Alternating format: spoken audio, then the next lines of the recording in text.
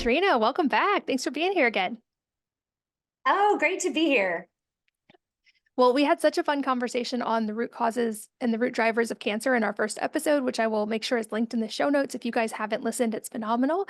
And in this one, I want to go deep on another topic that I think actually sort of universally applies, especially in today's world, which is the topic of blood sugar regulation and specifically the things that we might be doing that are blocking a healthy metabolic response and healthy insulin glucose responses that we might not even be aware of. So, to start broad, can you introduce why this topic is so important in the first place? Oh, yeah, it is so important.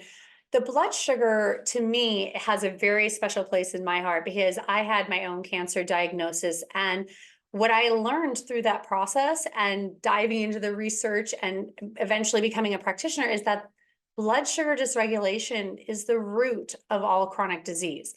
So when we're talking about, the big ones, the scary ones that people talk about, heart disease, diabetes, cancer, Alzheimer's, those are going to be rooted in blood sugar dysregulation. And the thing is, we can see this coming. We can test and we can look for it. But the problem is that, one, people don't realize that it is connected. People are looking at, cholesterol markers and such and thinking that's going to do it. And then two, they don't feel that it's an issue for them because they feel fine. I hear this all the time. No, I don't have an issue with that. I feel fine. I'm like, okay, well, let's look at the labs because the labs are not going to lie in terms of blood sugar regulation. And that's when we see things really come out of the woodwork.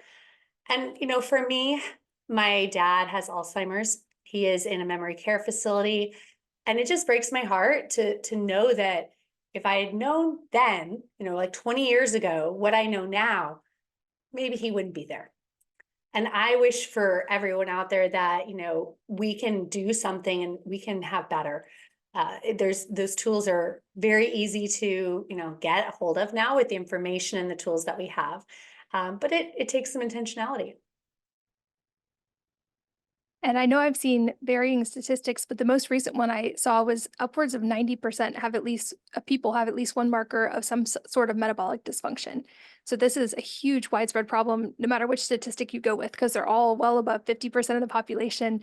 And we all see those stats rising every year on all the metabolic issues that people are facing and the rise of things like diabetes and prediabetes and all of these chronic health conditions. But like we touched on in our first episode, the good news here is that when we're talking about metabolic conditions that are lifestyle related, we actually have the ability to shift a lot of this. And like you mentioned, especially with technology now, while there could be some downsides to that, one of the tremendous upsides is the access to data that we didn't used to have, at least without extensive lab testing or having to go somewhere. So with the tools that are now available, what can we look at? What can we monitor? And what are we trying to pay attention to make sure we're in a good range? Oh, yes. So most people, when they're thinking about blood sugar, they're looking at the glucose numbers in their blood. So doctors, when they run panels, they'll run two panels usually, a CBC, comprehensive blood, and then they will look at a metabolic panel. And the glucose is in that metabolic panel, and that is probably the least helpful number because you're taking it out of fasting state first thing in the morning, which in my opinion is really more looking at how your adrenals are functioning. It's not a really great indicator of your blood sugar. So what you want to look at, and this means you need to intercede and speak up and tell your doctor what you want. You want to look at the hemoglobin A1C. That's one of my very favorite markers. That's going to give you like a 3-month average look at your blood sugar. So is it spiking all the time? That's what you're looking at. I also want to look at the insulin. So the insulin levels, if you have high insulin early in the morning, like why in the world would it be high? You haven't eaten for forever. There's going to be something that is wrong there, and that should be a big red flag. And again, seeing both of them is really nice. I also want to see the LDH, so the lactose dehydrogenase, and that, if it's low, is going to be an indicator that there's probably some hypoglycemia. Now, honestly, between you and me, like a lot of clients can tell if they have any hypoglycemia from symptoms. So they're shaky, hangry, but if they don't eat enough, they need to have their meals closer together, all that kind of stuff. But here you can see it because what I find is sometimes clients kind of instinctively eat every 2 or 3 hours because they kind of know that that feels better. And so they're not having those symptoms because they're not getting to that place. But I can see on the labs, oh, there's an issue there. Now, on the other end, the LDH, when it's really high, I'm looking at that with my cancer clients because that usually skyrockets in terms of inflammation. And I actually use that as a marker to monitor things. So it's kind of got this dual purpose. So those are some of the blood work that you would go get from your doctor. But also you can do a lot of things at home, which is so exciting. You can get what's called continuous glucose monitors, or you can do the finger pricks with like a Keto Mojo, the glucometer. I like the Keto Mojo because it's got ketones and the glucose if you're really trying to dial things in. But you can get a simple glucometer at a drugstore for like under 20 bucks. This is not an expensive item. And what I recommend with clients is to look at lots of different things. So there's not like one right way to do it. Most people are like, okay, I'm going to do it first thing in the morning like the lab does. Again, that's not what I'm looking at. I want to do kind of a baseline test with clients first, not with the glucose that they do in the lab for glucose tolerance test, because that is toxic and disgusting and nobody should be eating that anyways. I want to see a sample meal. So I have my clients write down a sample meal, nice balance, whatever is a typical carb load for them. They test their blood sugar beforehand. They test it, after the meal, like half an hour to an hour, and then continually until the numbers go down. So what we're looking at here is how high does it go and how long does it stay high? And that's going to give you some really great metrics and understanding of what your body is doing. And then I make them remember what that meal is because that's going to be their test. As they do some work, they can go back like a couple months later, not days, and look and see, oh, look at the progress I've made. It doesn't go as high. It gets back to normal quicker. I've made progress. So that's one way of using it. The other thing is to start problem solving. So looking at what is throwing you out of ketosis, what is making your blood sugar go high. And there's not like a rhyme or reason as to when you test, but I have found some very interesting things. So for myself, I got really excited. The local pizza place started carrying cauliflower pizza crusts. Like this was a while ago. And I'm like, yay, I can finally have a date night and go to a restaurant or something to eat. And I had a monitor on and I went up to like 170 and I don't usually go past 100. So I'm like, oh my goodness. So clearly this was not a ketogenic cauliflower pizza crust. It was a disaster. For example, I've had clients that have figured out that one lady had red bell peppers.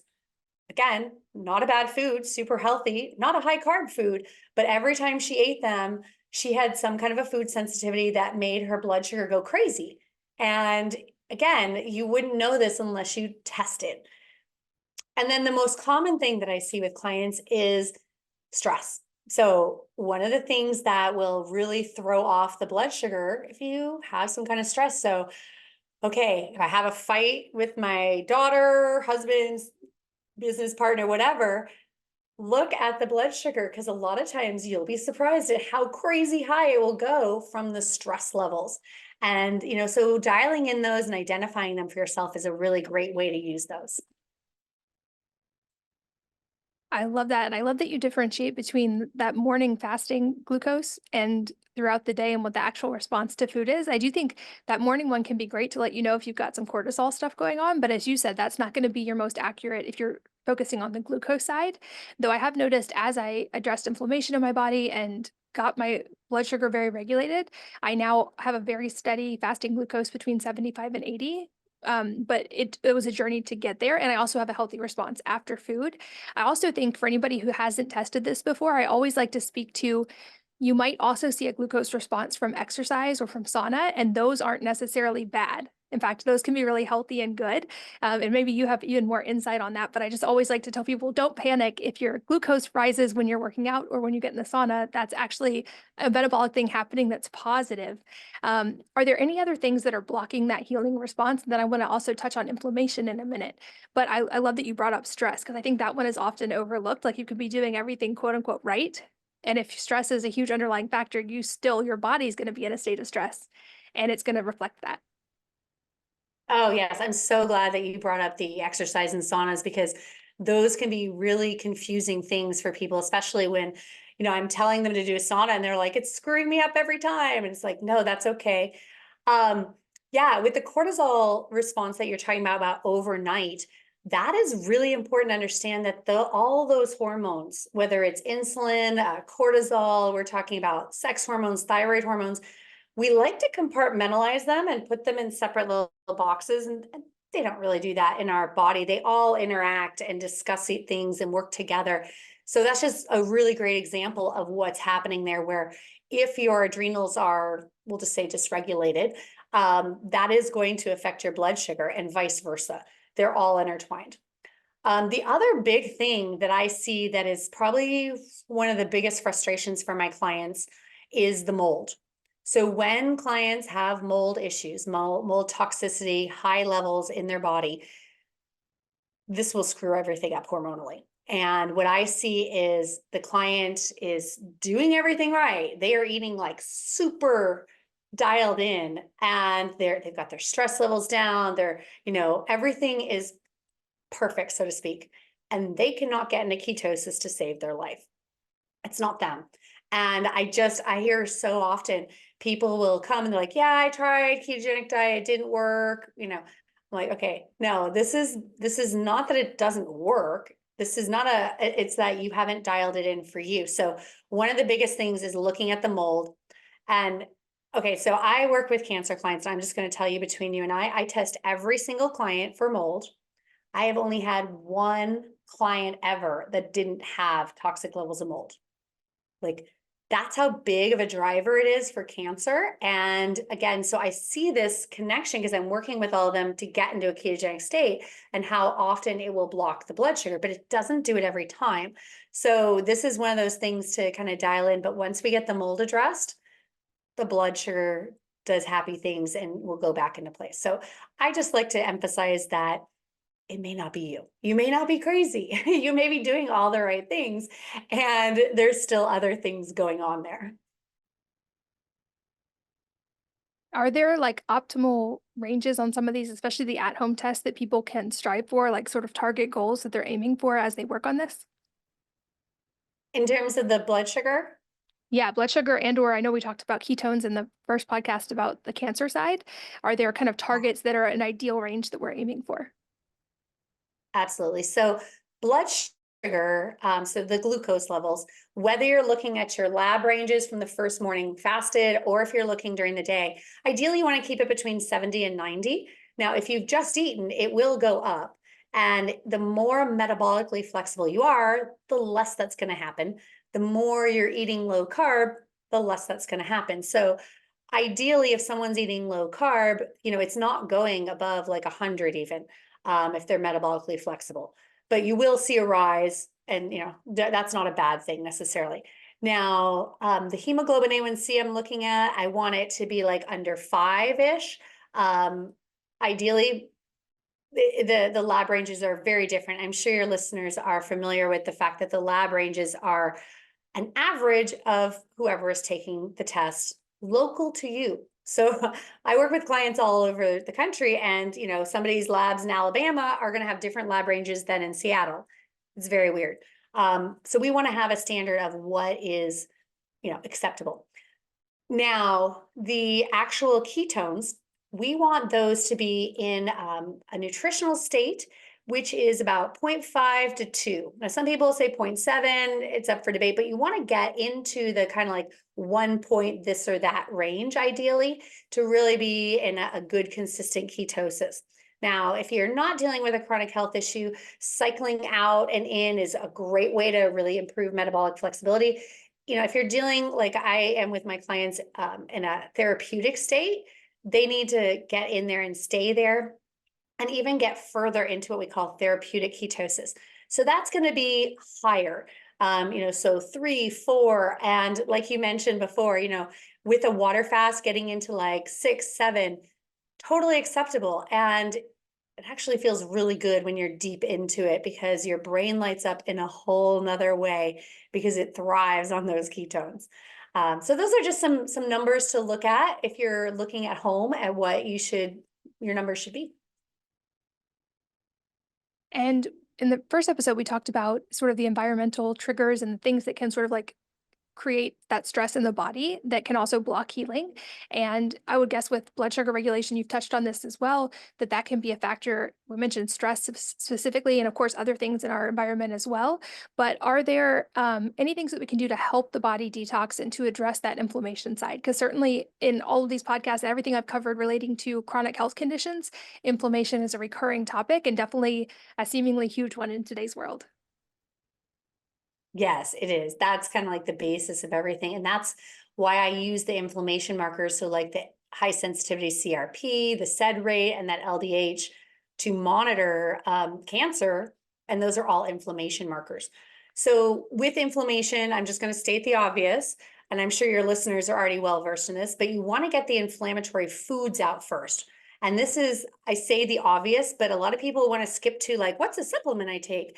And you've got to get, your diet as a foundation first. So absolutely none of those rancid, toxic vegetable oils and such, nowhere near. And I just can't stress enough, like if you are going out to dinner at a restaurant, you are eating those oils, like unless you're crazy intentional about it, because that's what they're going to use. That's economical. That's a good business model because they're cheap. So watching out for those and being aggressive, I tell my clients, take your salad dressing with you. um, Also making sure that the blood sugar is regulated. We've been talking about this, in this episode, but that is going to be a major driver of inflammation. And so getting the diet dialed in with those two big factors makes an enormous difference. And then of course, adding nutrient density with, anti-inflammatory foods can be fabulous, and making sure you got the processed junk out will also help. But diet first, always, always. And I know I've noticed when I'm wearing a glucose monitor specifically, if I get even one night of poor sleep, my glucose is less regulated the next day. And I know that I've even heard kind of extreme versions of that, that a few nights of disrupted sleep can put you in the ranges of a pre-diabetic. And so it seems like sleep, and you talked about all the hormones being interrelated, it seems like sleep would be a big factor here as well. Do you find that even in testing with people, is sleep a big factor that we need to address, and any tips along those lines? Yeah, sleep is a huge factor, and everybody's a little different in how much it affects them. I feel like sleep is actually my superpower. That's what I like do best. That's my saving grace. But for a lot of my clients, the sleep thing, it can really throw you off, especially if you're, if you have little kids that are waking you up, nursing moms and such. It's a really uphill battle to get that good night's sleep. And you want to give yourself grace and know that that is working against you, possibly for the inflammation and the blood sugar. And keep that in mind as you're trying to create your plan of like, that's important. That's the big rock you got to get in first.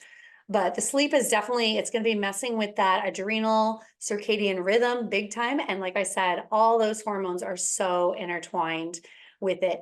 For me, the sleep is a really big thing because that's also when we do a lot of our detoxification, whether it's the lymphatic system in our brain or other areas to really do the healing work. We want to have those other areas like digestion stuff have a break so that your body can do the work it's supposed to. So if you're not getting enough actual sleep, the detoxification isn't happening. And keep in mind that a lot of those toxins, need to get out. And if we want to reduce the inflammation. And so, there's all these different ways to tie it in together. So as best you can, I know it's overwhelming to think of all of these things, picking the battles of where you can start with something that you can actually make a difference on is always a good thing. Agreed. And one step at a time that becomes a habit and then build from there is, I feel like, a easier path than trying to just do everything perfectly overnight. But yeah, I'm glad that we got to talk about sleep. I feel like that's a big one. And when I was in recovery from Hashimoto's, I was very gentle with myself and slept a lot, was like, did gentle movement only. I was not doing high intensity anything. I was letting my body have time to heal. And then I reintroduced those things gradually as I knew that my body could handle it. So I think that's super important as well. Are there any other like tips related to supplements or lifestyle factors that people can do, especially to support their liver, or anything that you find is often very helpful? You mentioned coffee enemas briefly in our other episode, but anything that's supportive sort of externally that people can also research and consider. Absolutely. There's so much amazing low-hanging fruit that we can do as moms just at home. I'm hesitant to recommend certain supplements because it's so bio-individual of what people need. And a lot of times, yeah, there can be stuff that generally is good for some people, but isn't always effective. And I think we need to be good stewards of our time and our money a lot of times and get the specifics. So that would be dialed in a lot of times with actual testing. But the one thing that I find that most people need, especially if they're pregnant or nursing, is stomach acid. And this is not the sexy thing. People tend to dismiss it, and it doesn't make rainbows shoot out your ears, but it's going to be kind of the base to make sure that you are digesting your food properly. So if you're spending a ton of money and looking at that food budget, on healthy, good, nutritious food, and you're doing all these cool things to prepare it the most healthful way possible, like it's kind of offensive if you're not getting all the nutrition out of it. So I tell people, like, this is the first place you need to look. It's the highest up on the hierarchy of digestion. And it's the first thing to go when you're pregnant. So for me, I found when I was pregnant, I needed the max dosage. So basically I was making like no stomach acid at all. And then I kind of was doing better. And then I remember my last one, after I had her, I thought I was going to eat my husband. Like I was so hungry and nothing satiated me. And I was like, oh shoot, maybe I should check my stomach acid levels again. And oh my gosh, as soon as I got that dialed in, it was night and day. So I always encourage pregnant nursing moms to look at that, but also those that are under stress, because stress will deplete your stomach acid levels. So I'll actually give you a handout on it if you want. You want to start with a very, very low dose of hydrochloric acid. Always take it with meals. So if you do intermittent fasting and you skip a meal, like don't double up on it. And you just gradually titrate up till you feel like you might be getting the beginnings of heartburn. And that means that's time to stop. And that's where your dosage is. And I mean, I work with extreme chronic, cancer cases, and they need the highest dose, but not everyone does. And so you want to find your spot and know that as you have, like, even if it's good stress, like a wedding in the family, those needs will shift and ebb and flow. So having your finger on that can be really helpful.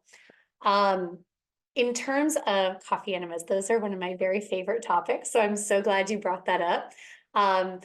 Infrared saunas are awesome.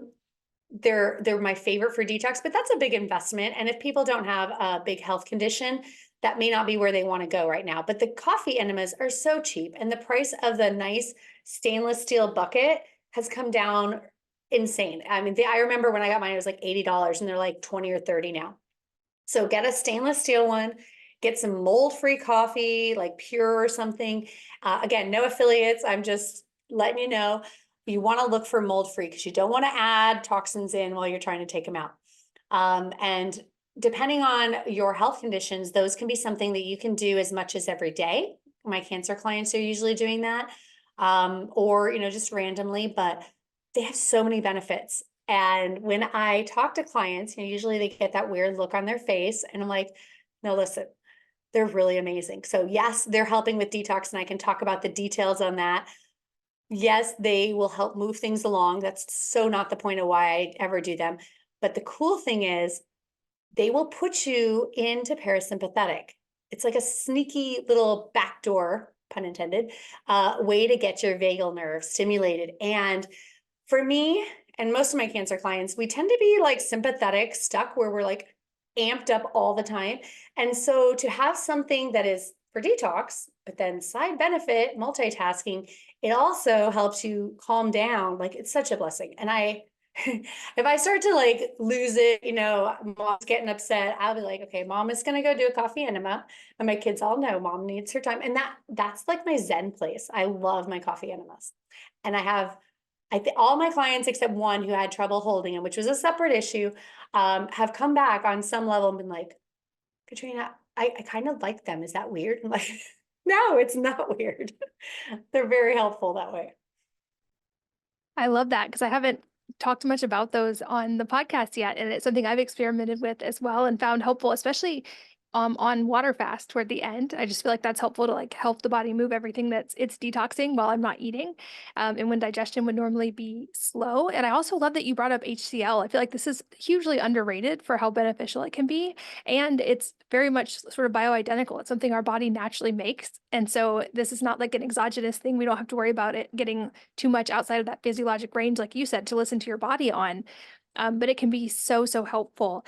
You also mentioned sauna use, which again, not accessible to everyone, but if it is available, I feel like that's one thing that was, if it was a pill, we would all take it based on what the studies say about the benefits. So if it's available to you, that's an awesome one to work in. Another fact that I read recently, and I would love your take on this in the mineral balance side, but in all of the advice we've all gotten for so long to avoid salt, I read that basically we might be depleting our stomach acid through lack of availability of those basic things like sodium and chloride. And then actually when we add salt and minerals back in and we have available chloride, our body will use much of that to create hydrochloric acid, our stomach acid. But it to me, like I keep hearing this recurring theme of minerals and how we're very often deficient in a lot of important minerals in today's world because of the soil being depleted, the food supply being depleted. So I'm curious if you personally and or if you recommend people getting minerals checked or just making sure they're getting enough minerals in general.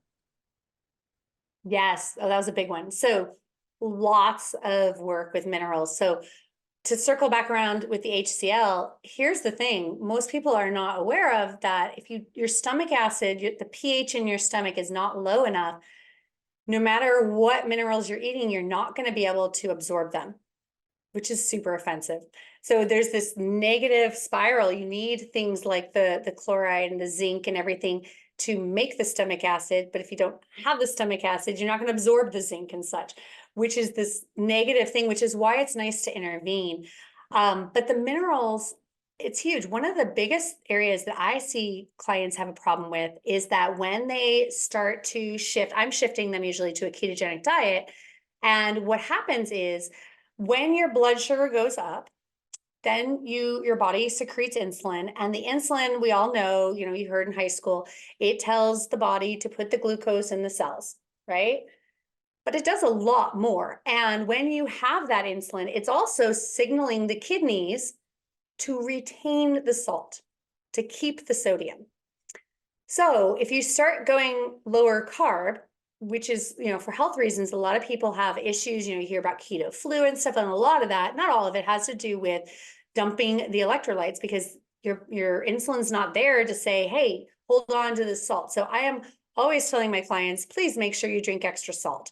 Whether you do something like Element or you put just plain old, unrefined sea salt into your water, that's up to you. Or just even salting your food a lot more, because most people have these ideas that we've been taught that, less is better. You're like a more virtuous person if it's low sodium, which, do it to your taste. If you want more salt, your body needs it.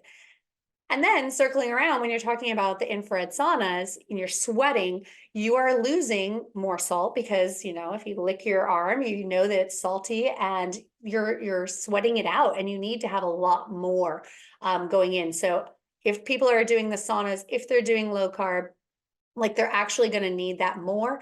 But some people just aren't eating enough in the first place because of a lot of guilt issues. There's so much bound up in here. And then just the hydration component, if they're not hydrated, a lot of times there's a lot of issues, not only with the hydrochloric acid, dehydration is a big one there, but then, you talk about, saunas and sweating it out, it's going to exacerbate the whole thing. So these are all tied in together. And I love that you brought it up. Yeah, I feel like one simple, almost free tip that I have for people is it was a drastic difference when I started just putting a teaspoon of salt in a big cup of water, keeping it on my nightstand, and first thing in the morning, before screens, before anything, drinking that water and ideally going outside in the sunlight, which is great for the cortisol thing we talked about in the first episode.